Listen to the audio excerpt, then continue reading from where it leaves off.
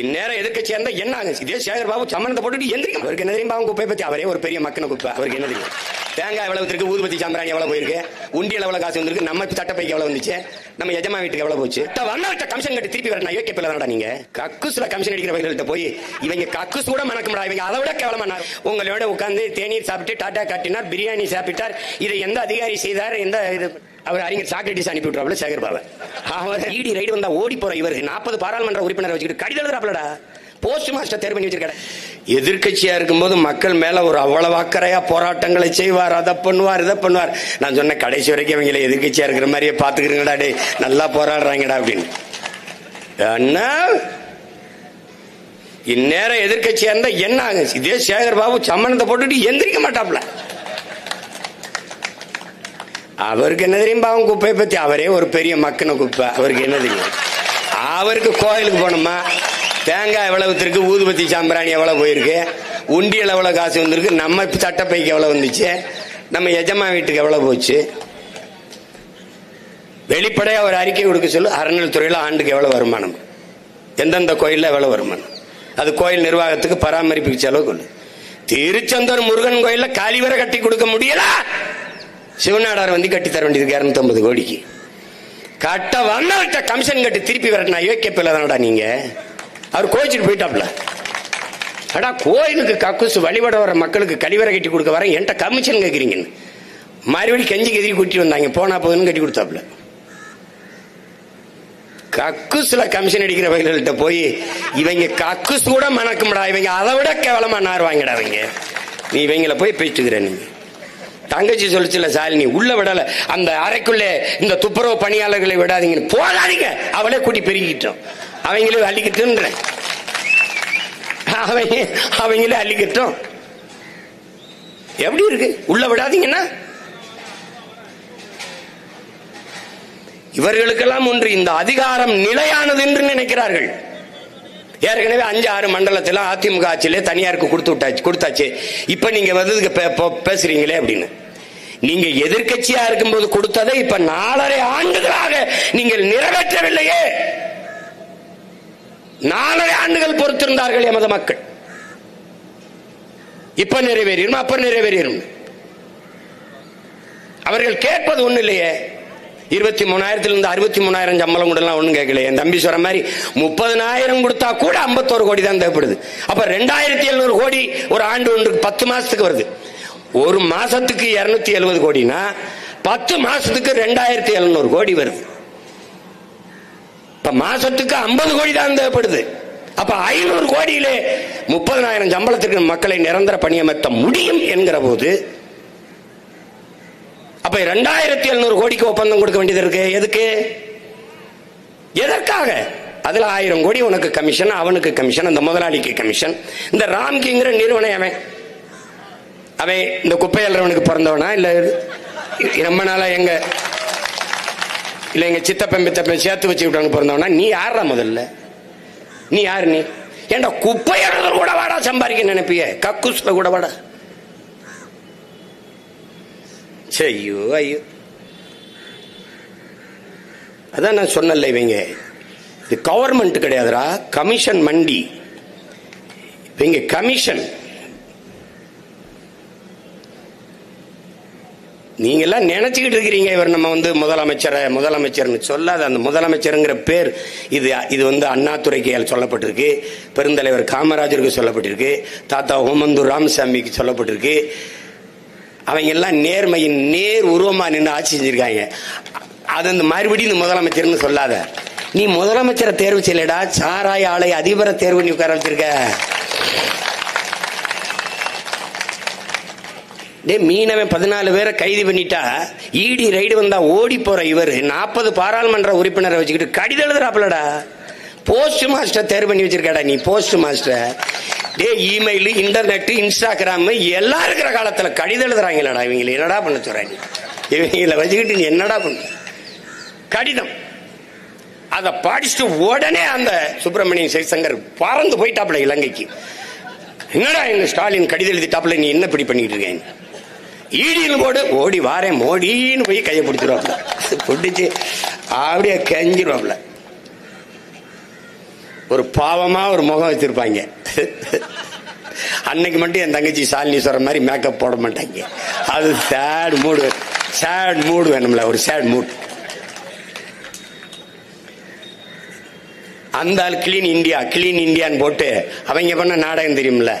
இப்ப அவர் தான் கூட்டி வந்து, வாப்பா கிளீன் இந்தியா பாய்ஸ் இங்க வாங்க, எங்க அம்மா அப்பா எல்லாம் அப்படி உட்காந்து தெருவில் கிடக்குறாங்க, வாங்க இந்த பாருங்க. வருவாங்க, சாக்கில் கொண்டு வருவாங்க, மூட்டை அவங்களே எடுத்துட்டு வருவாங்க. நீங்க எல்லாம் பாருங்களேன், டாச்சியை கொண்டு வருவாங்க.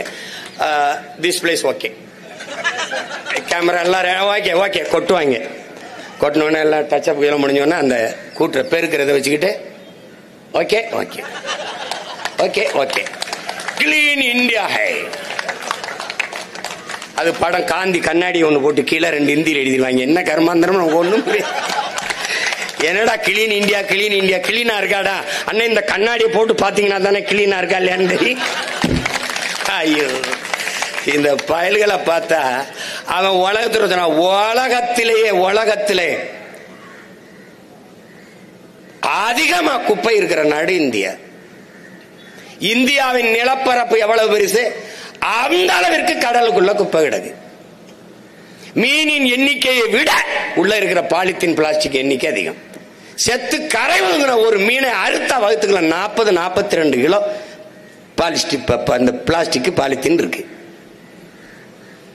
செத்து போற மாடு, செத்து போற யானை எல்லாவற்றையும் வைத்த கீறி பார்த்தா 40-50 கிலோ பிளாஸ்டிக் இருக்கு. எதை பற்றியுமே கவலை கிடையாது இவங்களுக்கு. குப்பை மேலாண்மை என்று தெரியாத குப்பைகள்கிட்ட போய் நீ நாட்டை கொடுத்துட்ட. ஒரு சின்ன நாடு சிங்கப்பூர், தட்டி பாடுறா காணொலியில எப்படி இந்த குப்பையை எப்படி எடுக்கிறான்னு பாடுறா. மக்கும் குப்பை மக்காத குப்பை எப்படி பிரிச்சு எடுக்கிறான்னு பாடுறா. மற்ற நாடுகள்லாம் கொஞ்சம் பாரு, கோடிக்கணக்கான ரூபாய் வருதுடா இந்த குப்பையிலிருந்து. லட்சக்கணக்கான கோடியை ஈட்டுறான்டா குப்பையை மறுசுழற்சி பண்ணி. வைத்துக்கிறப்பு இதை வைத்துக் கொண்டு திரும்ப திரும்ப திரும்ப திரும்ப பூமிக்கு எந்த பாதிப்பும் இல்லாத இந்த குப்பையை அப்படியே மறுசுழற்சி பண்ணியிருந்தால் இவ்வளவு பாதிப்பு வந்திருக்காது. ஒரு அடி உயரம் உள்ள தாள் இருக்குல்ல, தாள், செய்தித்தாள், இந்த 1 அடி உயரம் உள்ள தாளை நீ அப்படியே மறுசுழற்சிக்கு கடைக்கு கொடுத்துட்டீங்கன்னா 7 அடி உயரம் உள்ள ஒரு மரம் பாதுகாக்கப்படுதுங்கிற நம்ம அப்பா நம்மால் வரவர். 1 அடி உயரம் இவ்வளவு, இதுல இருந்து இவ்வளவு அடுக்கி வச்சிருக்க செய்தித்தாள், தினத்தந்தியோ தினகரனோ ஏதோ ஒன்று, தினமணியோ மாலை மலரோ மாலை முரசோ அல்லது எந்த ஒரு தாள், நீ எழுதுற தாளை இவ்வளவு கொண்டு போய் கொடுத்துட்டு நம்ம மறுசுழற்சிக்கு போயிடுச்சுன்னா 7 அடி உயரம் உள்ள ஒரு மரம் பாதுகாக்கப்படுதுன்ட்டு. அப்ப இவ்வளவு குப்பைகளை நீ இதே நகர் ஆர்கே நகரிலே, நகருக்கு பேர் எழில் நகர், 100 ஏக்கரில் குப்பை கிடங்கு இருக்கு. எப்பவுமே புகஞ்சுக்கிட்டே இருக்கும். ஏன்னா பாலித்தீன் கொஞ்சம் வெயில் அடிச்சாலே டக்குன்னு பத்தி எரிஞ்சுக்கிட்டே இருக்கும். அந்த நச்சு புகை காற்றில் கலந்து வரும்போது நம் மக்களுக்கு நுரையீரல் தொற்று, புற்று, கண்ணெரிச்சல், தோல் நோய் எல்லாம் வரும். அது ஏன் வருது, எதுக்கு வருதுன்னு தெரியாது. அப்ப திடக்கழிவு மேலாண்மை என்ற ஒன்றே இந்த நாட்டில் கிடையாது. அதை பற்றி அறிவு இருந்தால் 10 நாளாக மக்களை வீதியில் உட்கார்ந்து போராட நிலைக்கு இந்த அதிகாரம் தள்ளி இருக்கும் நினைக்கிறியா? நீ தள்ளி இருக்கும் நினைக்கிற? எவ்வளவோ பணம் இழக்கிறார்கள். இந்த கடற்கரையில் கட்டியிருக்க சமாதிக்கு எவ்வளவு கோடி சொல்லு? குறைஞ்சது 250 கோடி செலவு பண்ணிருப்பாங்கல்ல சமாதிக்கு.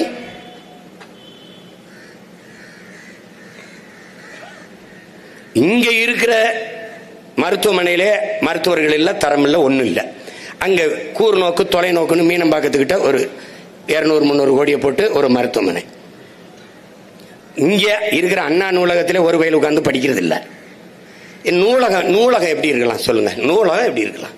என்ன இந்த கன்னிமரா நூலகம் கட்டினது 250 கோடியிலடா கட்டி வச்சிருந்தா? படிக்கிறதுக்கு பல கண்ணாடி இருந்தா தான் உள்ள உட்காந்து படிப்பியாப்பா? பிள்ளைய உட்கார்ந்து படிக்கிற பள்ளிக்கூடம் ஒண்ணும் இல்ல.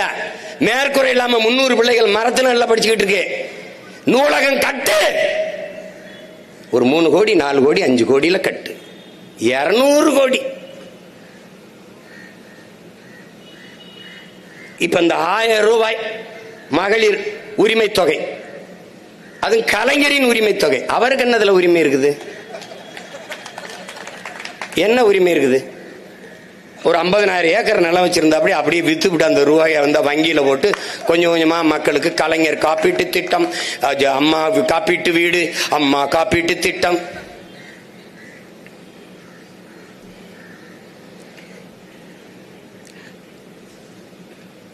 ஒண்ணுதான், ஒரு நாள் இந்த குப்பையை அள்ளிட்டு போறாங்க பாரு, இந்த குப்பையில அவங்க அள்ளி உள்ள போட்டு ஏத்திக்கிட்டு போற ஒரு காலத்தை நம்ம உருவாக்கணும்டா. அப்படியே இப்பதான்டா உண்மையிலேயே நாடு தூய்மையாகுது. போங்கடா போங்கடான்னு அனுப்பணும்.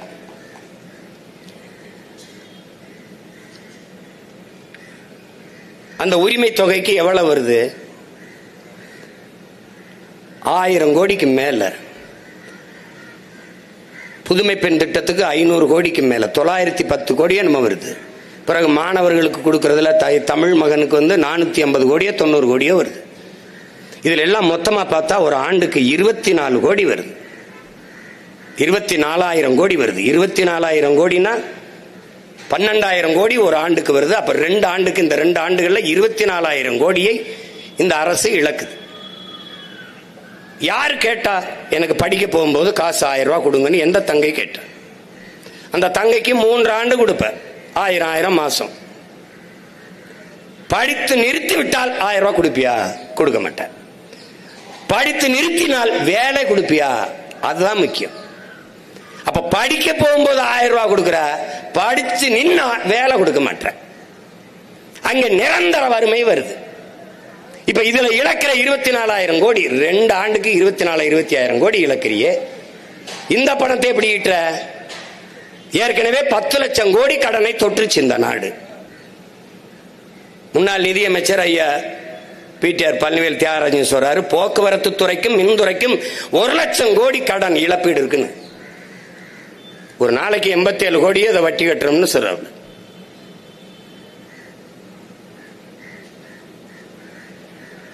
இதுல வந்து கடியாரம் கொடுக்கறது, அப்புறம் செல்போன் கொடுக்கறது பாக்குறீல. டிஃபன் கேரியர் கொடுக்கறான். டிஃபன் எங்க இருந்து வரும்? மடிக்கணின்னு கொடுக்கறது, மிக்சி கொடுக்கறது, கிரைண்டர் கொடுக்கறது, அதெல்லாம் எதை போட்டு ஆட்டுறது? உங்க தலையை போட்டு ஆட்டுறது, எதை போட்டு ஆட்டுறது? என்ன சர்றா மிக்சி கிரைண்டர் கொடுக்குறியா? நான் அதை ஈக்கிறதுக்கு கரண்ட் கொடுக்குறியாடான்னா அது இல்லை. கரண்ட் கட்டணம் ஏறிடுச்சு, மின் கட்டணம் ஏறிடுச்சு. ஒரு ஏமாற்று, ஒரு ஏமாற்று. மக்களின் ஆட்சி என்பது மக்களின் நலன் கருதி, மக்கள் ஒரு பிரச்சனைனா உடனே போய் தீர்க்கணும். இது பிரச்சனைன்னு தெரியாதா? மக்களின் பிரச்சனைன்னு தெரியாதா? வீடு தேடி அரசுன்றது, வீடு தேடி அரசு, ரோடு தேடி மக்கள். ஏன் போராடுறது? இவர் வீட்டுக்கு போயிறாரு, நம்ம ரோட்டுக்கு வந்துடுறோம். உங்களுடன் ஸ்டாலின் எங்களுடன் நிக்க மாட்டார். 10 நாளா போராடிட்டு இருக்காங்க, அவர் நிக்க மாட்டாப்ல. அவர் அறிஞர் சாக்ரட்டிஸ் அனுப்பி விட்டுறாப்புல சேகர் பாபா. அவர் ஏதோ பேசுறாப்புல. நம்ம பொம்பளை பிள்ளை பாவம், அது திட்டம் மனசு வர மாட்டேங்குது. அது உங்களோட உட்கார்ந்து தேநீர் சாப்பிட்டு டாட்டா காட்டினார், பிரியாணி சாப்பிட்டார். இதை எந்த அதிகாரி செய்தார்? எந்த இது பண்ண என்ன பண்ற? அவங்க தாத்தாவும் நான் வேற ஒரே மேடையில் வேற பேசிட்டோம். ரொம்ப பாசமா வேற பழகி தொலைச்சிட்டோம். என்ன தேவை நடந்துருச்சு இந்த நாட்டில். அங்க போகும்போது எப்படியாவது இந்த பிரச்சனையை சரி பண்ணுங்கிறாங்க. அவன் பாரதி பாவம் போராடி போராடி அந்த உழைக்கும் மக்களுக்கு கூட நின்று ஒரு உழைக்கும் மக்கள் உரிமை இயக்கம்னு ஒன்று வச்சு போராடிட்டு இருக்காப்புல. நமக்குன்னு நிக்கிறதுக்கு தலைமை இல்லாம போயிடுச்சு. தங்கச்சி சாலினி சொன்ன மாதிரி தம்பி ஆம்ஸ்ட்ராங் எல்லாம் இருந்திருந்தா அந்த இடத்துல ஸ்ட்ராங்கா நின்றுப்பான். இப்ப நம்ம இத்தனை அன்னைங்க தம்பி எல்லாம் நின்று இருந்தா கவனிக்காம இருக்க முடியாது. ஆம்ஸ்ட்ராங் கொலை இவங்களுக்கு தெரியாம நடந்துருச்சாடே? யாராவது சொல்லுங்கடா. இவங்களுக்கு தெரியாம நடந்துருச்சுன்னு சொல்றியா? ஆதி குடிகளில் தலைநகருக்குள் அந்த மக்களுக்கென்று வலிமையான தலைமைகள் உருவாக கூடாதுங்கிறதா அவங்களுடைய நோக்கம். இங்க எங்க நம்ம இது இருக்குது? சேப்பாக்கம் முழுமைக்கும் இருந்தது நம்ம தான். இப்ப இருக்கமா? செம்மஞ்சேரி, கண்ணகி நகர், கள்ளுக்குட்டை, பெரும்பாக்கத்தில் இருக்கவங்க யார்? ஆதி குடி. இந்த நிலத்திலே, சென்னையிலே, தமிழகத்தின் தலைநகரில் ஆதி தமிழ் குடிகள் இருக்கக்கூடாது என்பது 2 பெரும் திராவிட கட்சிகளின் திட்டம். அவ்வளவரையும் திட்டமிட்டு வெளியேற்றினான். அன்னைக்கு நம்ம அதிகாரமற்ற நிலைமை, நம்ம மட்டும்தான் நின்னு மக்களோட போராடணும். முடியல. தூக்கி வாழ்விடத்திலிருந்து வேற இடத்துல தூக்கி வீசி விட்டான். ஒன்னும் பண்ண முடியல. நான் திரும்ப திரும்ப கேட்டேன், இந்த இடத்தை, என் மக்களுடைய வாழ்விடத்தை பறிக்கிறியே, இந்த இடத்தை யாருக்கு கொடுப்பீங்கன்னு கேட்டேன். பதிலே கிடையாது. அது உங்களுக்கு பேச்சு இல்ல, அங்க இருக்கு வீடு, போ சொல்லுங்கன்ட்டான்.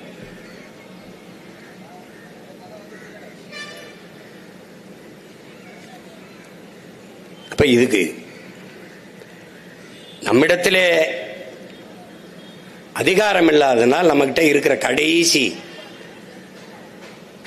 வாய்ப்பு என்பது போராடி இழந்துவிட்ட உரிமைகளை பிச்சை கேட்டு பெற முடியாது, போராடித்தான் பெற்றாக வேண்டும் என்று அறிவாசான் அல்ல அம்பேத்கர் நமக்கு கற்பித்ததற்கேற்ப நாம் போராடித்தான் இந்த உரிமையை பெற்றாக வேண்டும். இப்ப தனியார் மயப்படுத்திட்டாங்க. படுத்தணும்னு என்ன ஆகும்? அவன் சொல்றதான் சம்பளம். இப்ப 23,000 16,000 குறைக்கிறான். முதல்ல இஷ்டம் இருந்தா வேலை செய்யல, வெளியில போன்னு சொல்லுவான். அடுத்தது நம்ம வழியே இல்லைன்னு வேலை செய்யணும். அவன் உடல்நிலை சரியில்லை, ஒரு பிரசவம், ஒரு முடியல, குடும்பத்துல யாருக்குனாலும் விடுமுறை தரமாட்டான். விடுமுறை எடுத்தால் அந்த சம்பளத்துல குறைப்பான், பிடிப்பான், சம்பளத்துல பிடிப்பான். அப்ப வழி இல்லாம என்ன பண்ணுவான்? மீறி நம்ம இப்படி போராட வரும்போது மொத்த பேரையும் பணி நீக்கம் செய்வான். அதுக்கு வேற ஆட்களை பணி நியமனம் செய்வான். அதுக்குதான் ஒப்பந்த கூலியாவே வைத்துக் கொள்றான். பணி நிரந்தரம் செய்து விட்டால் அவனை வெளியேற்ற முடியாது. அப்ப ஒப்பந்த கூலியா? எல்லாருமே ஒப்பந்த கூலிதான். துப்புரவு பணியாளர்கள் மட்டுமல்ல, போக்குவரத்து தொழிலாளர்கள் இருந்து, ஆசிரியர்கள் இருந்து எல்லாருமே ஒப்பந்த கூலிகளாக தான் வைத்திருக்கிறார். நீ கேள்வி கேட்டா அவனை தூக்கிடுவான். இஷ்டம் இருந்தா இல்ல போப்பா. இப்ப என்ன பண்ணுவான்? இந்த மக்களை, ஆதி குடிகள், இந்த மண்ணின் மக்களுக்கு அவர்களை உழைப்பிலிருந்து அப்படி தூரம் முதல்ல நம்மளை உழைப்பிலிருந்து வெளியேற்றினான். நுட்பமா வெளியேற்றினான். அந்த உழைப்பின் தேவை அப்படி இருந்துச்சு. வட இந்தியனை கொண்டாந்து நிறைச்சான். இந்திய திணிச்சேன்னு எதிர்த்த, இந்திக்காரனை திணிக்கிறேன்னு திணிச்சான். இப்ப 1.5 கோடி பேர் இருக்கான். இப்ப 6,50,000 பேருக்கு ஓட்டுரிமைன்னு சொல்றான். அப்ப கிட்டத்தட்ட 2 தொகுதி அவன் கைக்கு போகுது. நல்லா கவனிச்சுக்கணும். கொஞ்சம் கொஞ்சமா இந்த நிலத்தின் அதிகாரத்தையும் அரசியலையும் கைப்பற்றுவான். இப்ப என்ன பண்ணுவான்? நம்மளுடைய மக்களை வெளியேற்றிட்டு பீகாரி, உத்தரப்பிரதேச, குஜராத்தில் இருந்து கூலி கொண்டாந்து இறக்குவான். இதே துப்புரவு பணியில சரியா பாரு, அடுத்த ஆண்டு நீ என் தம்பி துரசன் பையா இது கியா ஹே என்ன கேட்டான்ல, வேகமா போயிட்டு இருந்த சுங்கத்துல காசை தம்பியை கொடுத்தாங்க. சேஞ்சு நகிகேன்னா நாங்க இந்தி நகிகேன்னு போயிட்டே இருந்துட்டோம். கேஷ் நகிகே. அந்த லீலா பேலஸா அதுக்கு போனேன் ஒருத்தரை சந்திக்க. முதல்ல போனேன். நம்ம அண்ணா அண்ணா அண்ணா வணக்கம்ண்ணா, வண்டி எப்படி இப்படி விட்டுருங்கண்ணா, இங்க விட்டுருங்கண்ணா அப்படின்னா. 2 மாசம் விட்டு போனேன். காடி கராகேன்னா யாரா நீ போன மாசம் நின்று ஆளுங்கடாண்ணா கேகே அப்படின்னா. சரிதான், புரியுதா? இதே நிலை நீ நடக்கும். இப்ப நம்ம வெண்ணிலா பாட்டு போட்டாங்கல்ல, ஏ குப்பை அல்றதுன்னு. இந்த பாட்டு கொஞ்சம் 6 மாசம் கழிச்சு இந்தியில சேன்னு பாடும். நீ சிக்கிக்கிட்டு நீ என்ன சொல்றான்னு தெரியாது. எது குப்பைல கூப்பிட்டானா இல்ல என்னன்னு தெரியாம நீ பாட்டு கிடக்க வேண்டியது. அதனால கவலையோடும் கண்ணீரோடு இருக்கிற நம்ம தங்கைகளுக்கும் தாய்களுக்கும் நம்மகிட்ட என்ன பதில் இருக்கு? ஒன்னும் இல்ல, ஒரே ஒரு முடிவு தான். அதிகாரம் மிக வலிமையானது. அண்ணல் அம்பேத்கர் நமக்கு கற்பித்தது. அந்த அதிகாரத்தை அடைந்து விட்டால் அனைத்தும் எளிமையானது. நமக்கான களமும் காலமும் உருவாகி வருகிறது.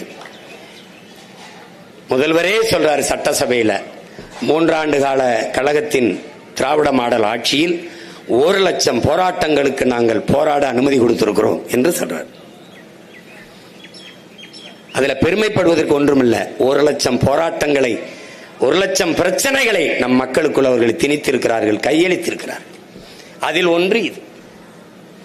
என் அன்பு மக்களிடத்தில் நான் கெஞ்சி மன்றாடி கைகூப்பி கும்பிட்டு கேட்டுக்கொள்வது, இப்போது இருக்கிற கோபத்தை மட்டும் ஒரு துளியளவும் குறைய விடாமல் நீங்கள் வாக்கு செலுத்துகிற வரை வைத்திருக்க வேண்டும் என்பதுதான் இந்த அன்பு மகனினுடைய வேண்டுகோள்.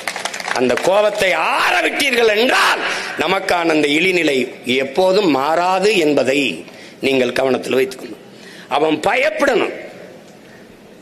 போராடுகிற உழவன், போராடுகிற நெசவாளன், போராடுகிற மாணவன் மீனவன், போராடுகிற துப்புரவு பணியாளன் நமக்கு எதிராக இந்த தேர்தலிலே வாக்கு செலுத்துவான் என்ற நிலை உருவானால் இந்த பிரச்சனையை கவனத்தில் எடுப்பான், கையில் எடுப்பான், தீர்வு காண வேண்டும் என்று துடிப்பான். இது இல்லை என்றால் பொருள்படுத்த மாட்டான். இப்ப நம்ம எல்லாம் பிரச்சனை தான் அவன் வட இந்திய ஓட்டர்ஸை கொண்டு வரான். இப்ப வட இந்திய ஓட்டர்ஸ் ஒரு தப்பு இல்லையே. ஒருத்தர் எழுதுறானே, இந்த வட இந்திய ஓட்டை எப்படி பெறுவது என்று திமுக சிந்திக்க வேண்டும். நான் ஈரோடு கிழக்கில் வேலை செஞ்சுக்கிட்டு இருக்கும் போது அங்க இருக்கிற தொழிற்சாலைகளை வேலை செய்யற வட இந்தியர்கள் அந்தந்த கட்சி ஒன்றிய செயலாளர், நகர செயலாளர், அந்த மாவட்ட செயலாளரை பார்த்து, எங்க கிட்ட ஒரு 500 ஓட்டு இருக்கு, நீங்க எவ்வளவு கொடுப்பீங்க, நாங்க உங்களுக்கு போடுறோம் என்று அவன் நம்ம கிட்ட 500 ஓட்டு இருக்கு, எவ்வளவு காசு கொடுக்குறீங்க, உங்களுக்கு போடுறோம்னு வந்து பேரம் பேசுறான். என்கிட்ட பேசுறாப்ல. யார் பேசுறா? இந்த ஆட்சியாளர்கள் கட்சியில் இருக்கிற ஒன்றிய செயலாளர், நகர செயலாளர் என்கிட்ட பேசுறான். இப்படி பேசுறான். அப்படி எழுதி வச்சுக்க. இன்னைக்கு நமது மக்கள் வீதியில் இருக்கிறது போல நாம் எல்லோரும் ஒரு நாள் வீதியில் உட்கார்ற காலத்தை இவன் உருவாக்குவான். இந்த திராவிட ஆட்சியில இருந்ததுன்னா முழுக்க முழுக்க நம்மளை தெருவில் தூக்கி போடுவான். சொந்த நாட்டு குடியில கமிஷன் வாங்கிட்டு தெருவில் தூக்கி போட்டான்டா. கமிஷன். ஒரு முதலாளி ராம்கிங்கிற நிறுவனம் யாரு? யார் அவரு? சென்னையை தூய்மையா வைத்துக் கொள்ளணும்னா எங்கேயும் கோயில நேர்ந்துக்கிட்டானா? நான் உங்க மாநிலத்தை, உங்க நகரத்தை சுத்தம் பண்ணி தரேன்னு சொல்லு.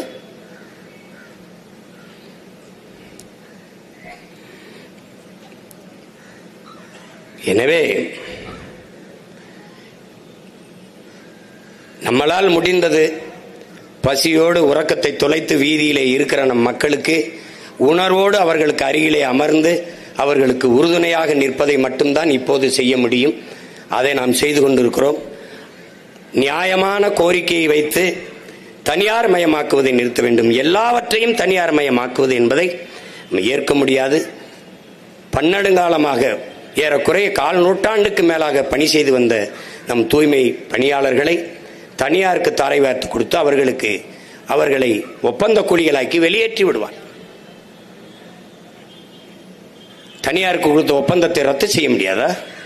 இதில் கொள்கை முடிவு என்று அரசு சொல்வது எவ்வளவு பெரிய ஏமாற்று. கொள்கை முடிவா, கொள்ளை முடிவா? இது எப்படி? இது மக்களை குடிக்க வைப்பதில் டாஸ்மார்க்கில் அரசு கொள்கை முடிவு எடுக்குது. கடையை மூட முடியாது என்று. மக்களின் வாழ்க்கையை பறிக்கிற, வாழ்வாதாரத்தை பறிக்கிற, பாதிக்கிற ஒன்றை அரசு கொள்கை முடிவுன்னு சொல்லுது. எப்படி?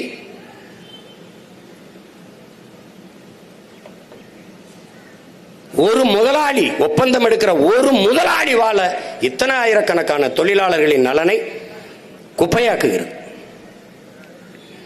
இதை ஏற்க முடியாது. தொடர்ந்து நாங்கள் எதிர்த்து போராடுவோம். இந்த கோரிக்கை ஒன்றும் புதிதல்ல. இன்றைக்கு ஆட்சி அதிகாரத்தில் இருப்பவர்கள் எதிர்க்கட்சியாக இருக்கிற போது அவர்கள் கொடுத்த வாக்குறுதியைத்தான் நிறைவேற்றுங்கள் என்று போராடுகிறார்கள்.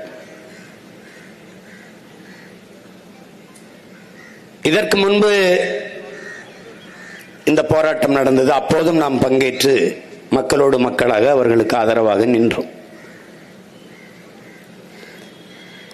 இந்த தனியார் மயமாக்கப்படுவதை தொடக்கத்திலிருந்தே வலுவாக நாம் எதிர்த்து வருகிறோம்.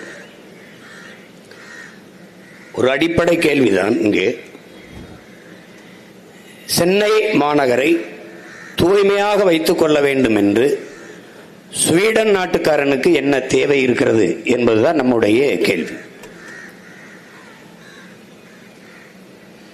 இந்தியாவில் சிறந்த மருத்துவ மாணவர்களை தேர்வு செய்து தருவதற்கு அமெரிக்காவில் இருக்கிற புரோமெட்ரிக் என்கிற நிறுவனத்திற்கு என்ன அவசியம் இருக்கிறதோ அதுபோலதான் இது.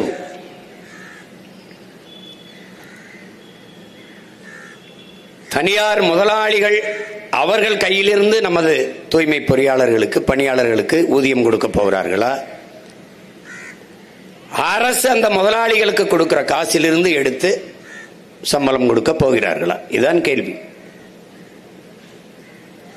எல்லாவற்றையும் தனியாரிடம் கொடுத்து விடுவது, ஒப்பந்த அடிப்படையில் கொடுத்து விடுவது. ஒரு தனியார் முதலாளி தன்னுடைய லாப தேவைக்கு வருவானா, மக்கள் சேவைக்கு வருவானா என்கிற ஒரு அடிப்படை கேள்வி கூட நம்மிடத்தில் எழவில்லை என்றால் எப்படி? எந்த முதலாளி மக்களுக்கான சேவை முதன்மையாக வைத்து வருவான்? எப்படி முதலீடு செய்வான்? அவன் தன்னுடைய லாபத்தை நோக்கித்தான் நகர்வான். அதுதான் அவனுக்கு குறியாக இருக்கும். அப்போது அங்கள் மக்கள் சேவை என்பது கேள்விக்குறியாக மாறும். இது இந்த குப்பை மேலாண்மையில் மட்டுமல்ல, ஒவ்வொரு துறையிலும் அதுதான் நடக்கும்.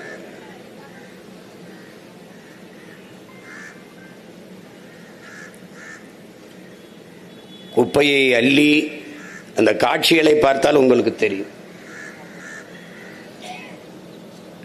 நாம் மூக்கை பிடித்துக் கொண்டு போட்ட குப்பையை மூழ்கி எடுத்து சுத்தம் செய்வதை இந்த காட்சியை பார்த்தால் உங்களுக்கு தெரியும். இங்கே பேசியனுடைய தம்பி தங்கைகள் எல்லாம் குறிப்பிட்டார்.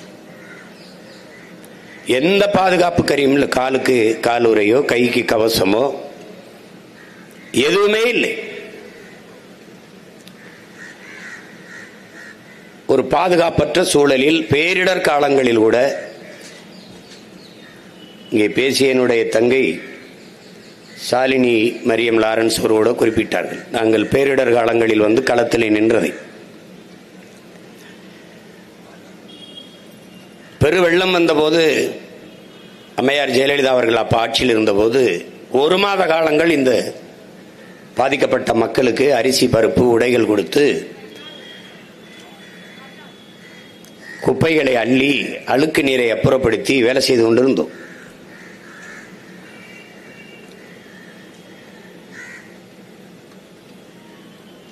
அப்போதிருந்து களத்திலே நின்று பாடுபட்ட பெருமக்கள் நம்முடைய தூய்மை பணியாளர்கள். கொரோனா காலங்களில் எல்லோரும் வீட்டை விட்டு வெளியே வர பெயர்ந்தோம். ஆனால் அப்போதும் நாம் குப்பையை கொட்டினோம்.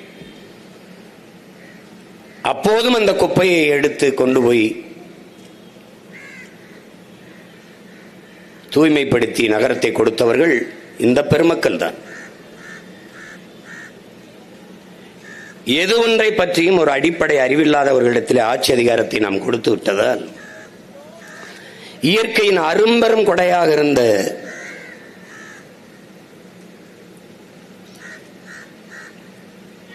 ஏரிகளை எல்லாம் குப்பை மேடுகளாக்கி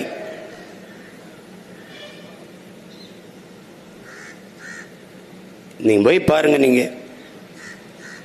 தெருவில் பயணித்து போய் பாருங்க, சாலைகளில் போங்க, மலை உயரத்திற்கு பெரும் மலைகள் உயரத்திற்கு இந்த பாலித்தீன் பிளாஸ்டிக் கழிவுகள், திடக்கழிவு மேலாண்மை என்பதே இந்த நாட்டில் சுத்தமாக கிடையாது. நாடே குப்பை மேடாக மாறி நிற்கிறது. கிளீன் இந்தியா என்ற ஒரு திட்டம் பல ஆயிரம் கோடியை அதற்கு அறிவித்தார்கள். ஆனால் கிளீன் இந்தியாவில் தூய்மைப்படுத்தக்கூடிய தொழிலாளர்கள் குப்பையை போல வீதியில் நின்று கிடக்கிறார்கள்.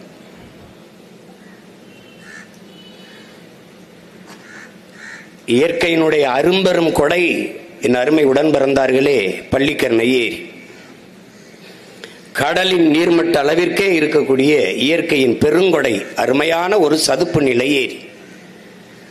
அதை குப்பையை கொட்டி மூடலாம் என்று ஒரு ஆட்சியாளர்களுக்கு தோணுகிறது என்றால் அவர்களுக்கு அறிவு என்ற ஒன்று இருக்குமா என்பதை நீங்கள் யோசித்து பார்க்கணும். எவன் ஆட்சிக்கு வந்தாலும் அந்த ஏரியை மறுபடி சீரமைக்க முடியாது. நாங்கள்லாம் சென்னைக்கு வந்தபோது அந்த பகுதியில் போகிற போதெல்லாம் வெளிநாடுகளில் இருந்த ஆகச்சிறந்த, பார்ப்பதற்கு அரிதனும் அரிதாக இருக்கிற பறவைகள் எல்லாம் வந்து தங்கி அங்கே முட்டையிட்டு குஞ்சு பொரிச்சு பறந்து போகும். அப்படிப்பட்ட ஏரி இன்று குப்பை மேடாக மாறி இருக்கிறது என்றால் காரணம் என்ன? குப்பைகளிடத்திலே நாட்டையும் அதிகாரத்தையும் நாம் கொடுத்ததால் நாடு இன்றைக்கு குப்பையாக இருக்கு.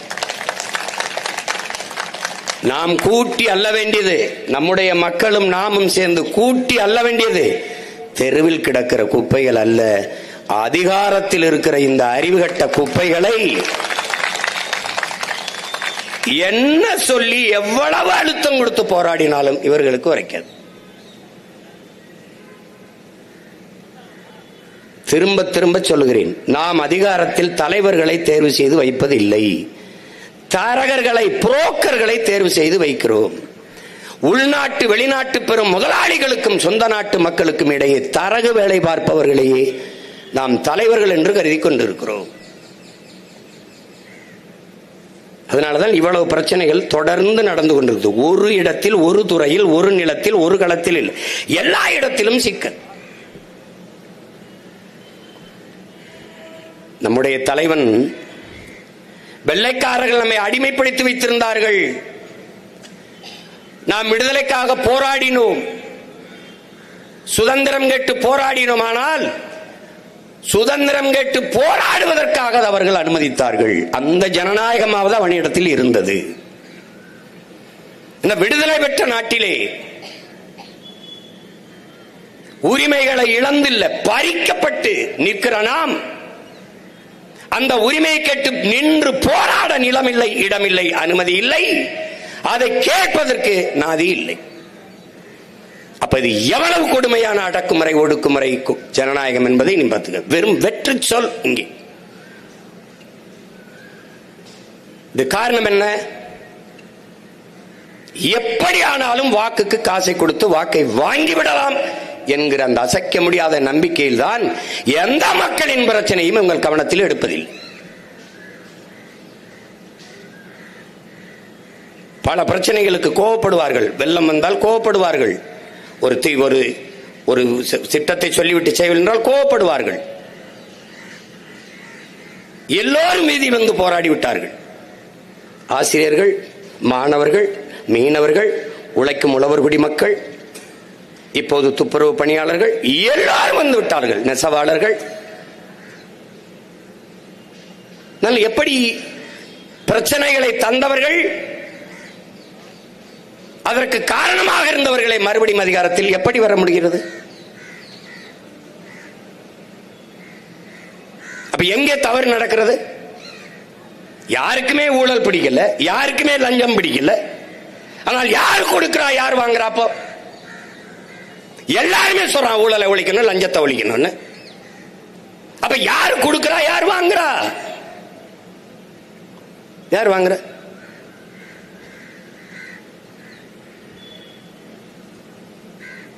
அப்ப எந்த இடத்துல தவறு பிறக்கிறது என்பதை நாம் அறிய தவறுகிறோம். அங்கதான் சிக்கல் இருக்கு.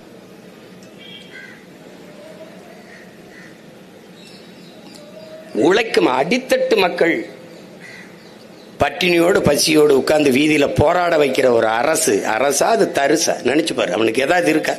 இதான் மக்களின் நலன் பேணுகிற, மக்களின் நலன் காக்கிற நல்லாட்சியா? இதுக்கு பேரா? உட்கார்ந்து போராடுகிறெல்லாம் பெண்கள், அவர்களுக்கு கழிவறை கூட திறந்து விட முடியாது என்றால் இது எவ்வளவு? இது ஒரு மனித மனம் தானா? மனிதர்கள் தான் ஆட்சி செய்கிறார்களா? எப்படி இதை ஏற்கிறது? எப்படி இதை பொறுக்கிறது? இதற்கு பேர் நிர்வாகம், இது ஒரு ஆட்சி என்று வேற சொல்லிக் கொண்டுகிறார்கள். நல்ல ஆட்சி, 4 ஆண்டே சாட்சி என்று. நமக்கு வேற என்ன கேட்க தோணுது? இது சொல்றதுக்கு உங்களுக்கு இருக்கா மனசாட்சின்னு தான் கேட்க தோணுது. வேற என்ன செய்ய கேட்கறது? வேற என்ன கேட்கறது? தங்கை ஷாலினி கூட சொன்னாங்க, இடஒதுக்கீடு, சம உரிமை, சமூக நீதியில நீ எதுக்கு பேசுற? உனக்கு என்ன தகுதி இருக்கு? பெண்ணிய உரிமையில ஏன் பேசுற? நின்னு போராடுறதுலாம் என்ன பொம்மைகளா? பெண்கள் தான், பெண்கள் தான்.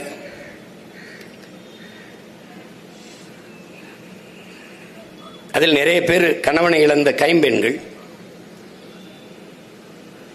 எத்தனை தாய்மார்கள் கையை பிடித்துக் கொண்டு அழுகும் போது அவர்கள் கண்ணீருக்கும் அவர்கள் அதுக்கு என்ன நம்மள்ட்ட பதில் இருக்கு? ஒரு வலியும் ஒரு கோபம் தான் வருது. இது எப்படா ஒழிக்கிறதுன்னு தான் வருது. இந்த குப்பையை போட்டவன்லாம் எங்க இருக்கான்னு நினைக்கிறேன்? மாடியில் இருக்கான். மாடியில் இருந்து குப்பையை கீழே போடுகிறவனும் அதை குனிந்து எடுத்து சுத்தம் பண்ணுகிறவனும் சமூகத்தில் சமநிலையில் இருக்கானா? நல்லா கொஞ்சம் இடஒதுக்கீடு, இந்த இடப்பகிர்வு, இடஒதுக்கீடு என்கிற சொல்லே கூடாது. இடப்பகிர்வு, இடப்பங்கீடு, அதுவும் உரிய பங்கீடு. முதலாக சமபங்கு என்பதை சொல்லாதே. சமபங்கு என்பது எப்படி சரியாக இருக்கும்? மாடியில் இருந்து குப்பையை கீழே போடுகிற நீயும், குனிந்து எடுத்து சுத்தம் பண்ணுகிற நானும் ஒன்றா? ரெண்டு பேரும் சமமா? நீ மாளிகையிலே வாழ்கிறாய், நான் குடிசையிலே வாழ்கிறேன், மண் குடிசையிலே. ரெண்டு பேரும் சமமா? சமமா? நீ 3 வேளை உணவு உண்கிறாய், நான் ஒரு வேளை உணவுக்கே போராடுகிறேன். ரெண்டு பேருடைய வாழ்க்கை தரமும் சமமா? அப்ப சமபங்கு என்பது எவ்வளவு பெரிய மாற்று, எவ்வளவு பெரிய மாற்று! அறிவார்ந்த பெருமக்களே, என் அன்பிற்கினிய தம்பி தங்கைகளே, இந்த நாட்டிலே சரக்கு மற்றும் சேவை வரி, அரிசிக்கு, பருப்புக்கு, உப்புக்கு, ஊறுகாய்க்கு, எண்ணெய்க்கு, காய்கறிக்கு, துணிக்கு, எல்லாவற்றுக்கும் அதானி அம்பானி மனைவி என்ன வரி கட்டுறாலோ அதைத்தான் 100 நாள் வேலைக்கு போற நம் அம்மாவும் கட்டுகிறார். இங்கே ஒரே கேள்விதான், வரி இருவருக்கும் ஒன்றாக இருக்கிறது, வாழ்க்கை தரம் ஒன்றாக இருக்கிறதா? அதுபோலதான் சமபங்கு என்பது. பட்டியல் சமூகத்தில் பிறந்துட்டால், பிரியாவை மேயர் ஆக்கிவிட்டால் இந்த பிரச்சனைகளை எதிர்கொள்ளலாம். நாளைக்கு இதை தனியாருக்கு தாரை வார்த்து கொடுக்கும் போது பட்டியல் சமூக மக்கள், ஒடுக்கப்பட்ட தாழ்த்தப்பட்ட மக்கள் வீதியில் நின்று போராடுகிற போது பிரியாவை முன்னிறுத்தலாம். எவ்வளவு பெரிய மாற்று! ஒரே சமூகத்தில் பிறந்தால் என் தங்கை சாலினீஸ்வரம் ரேஞ்ச் ரோவரில் ரிப்பன் மாளிகையில் இருந்து வெளியே வருகிற பிரியாவும், வாசல்ல பசியோடு 10 நாளாக போராடி கொண்டிருக்கிற அக்கா தங்கையும் ஒன்றா? ஒன்றா? எப்படி? அதுக்குதான் பிரியாவை கொடுத்தது. பிரியாவை கொடுக்கணும்னு ஒண்ணும் இல்ல, அவனுக்கு தெரியும் முன்கூட்டியே தனியாருக்கு நம்ம கொடுக்க போறோம்ட்டு. முதல்ல இது இங்க சென்னை மாநகரம் தாழ்த்தப்பட்ட மக்களுக்கு இருந்த தனியார் சிறப்பு தொகுதியா தான் இருந்தது. அதை தன் மகனை கொண்டு வர வேண்டும் மாற்றிய பெருமகன் ஐயா கருணாநிதி தான். திருப்பி பிரியாவை கொண்டு வர வேண்டும் என்று மாற்றினது இவங்க தான். இப்ப தெரியுதா எதற்காக பிரியா மேயராக இருக்கிறார் என்றால் இதற்குத்தான். யாரிடத்தில் கோரிக்கை வைப்பது? எதற்காக இந்த உரிமை? நம் பாட்டனார் அயோத்திதாசரும், தாத்தன் ரட்டமலை சீனிவாசனும், தாத்தா MC ராஜாவும், புரட்சியாளர் அம்பேத்கரும் போராடி பெற்று தந்த சமூக நீதி, சமூக உரிமை எதற்காக? எதற்காக? எதற்காக? இந்த அடிப்படை உரிமையை கூட இழந்து நம்மவர்கள்ட்டே நாம் போராடி நிற்கிறதுக்கா? நியாயமாக பிரியா மேயர் இந்த போராடி கொண்டிருக்கிற நம் அம்மா தங்கச்சிகளோட உட்கார்ந்து போராடி இருந்தால், புரட்சியாளர் அம்பேத்கர் கொடுத்த சமூக நீதியிலே நம்முடைய பாட்டன் அயோத்திதாசன், மட்டமலை சீனிவாசனும், MG ராசாவும் போராடி பெற்று தந்த சமூக நீதி, சமூக இந்த இதுல நமக்கு நியாயம் இருக்கு. எங்கடா இருக்கு சமூக நீதி? இதுல எங்க இருக்கு? அதனால் சமபங்கு என்பதை பேசக்கூடாது, சம உரிமை என்று பேசணும்.